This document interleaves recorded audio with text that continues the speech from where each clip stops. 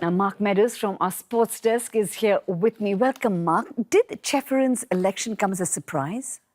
Not to those who knew about it, because it was pretty clear he was going to win for many days. He'd got quite a lot of backers from places like Scandinavia. But for those looking in from the outside who don't know much about football politics, then yes, it does seem very strange that a Slovenian who's little known, who didn't even have a Wikipedia page in English until yesterday, could win such a big job as this. But, you know, those in the know knew he was going to win, and he won very easily. He actually won 42 votes to 13, so that's pretty clear-cut. Pretty clear-cut. But tell us more about him, and why do you think he was chosen? Well, he's 48. He's a lawyer. He had very little to do with football before becoming the Slovenian FA head in 2011.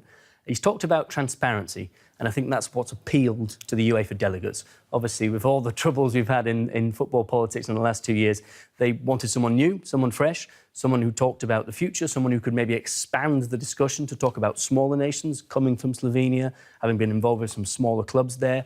And Van Praag was very much old school. He'd been around a long time. He'd been a long-time chairman of Ajax, so they wanted a fresh face, basically. And he's made the right noises so far. You know, he was very upset with a recent decision UEFA made about the Champions League, which basically said that more larger clubs would have a better chance of getting through, and he didn't like that, so maybe he's going to change the rules back now so more of the smaller teams get through.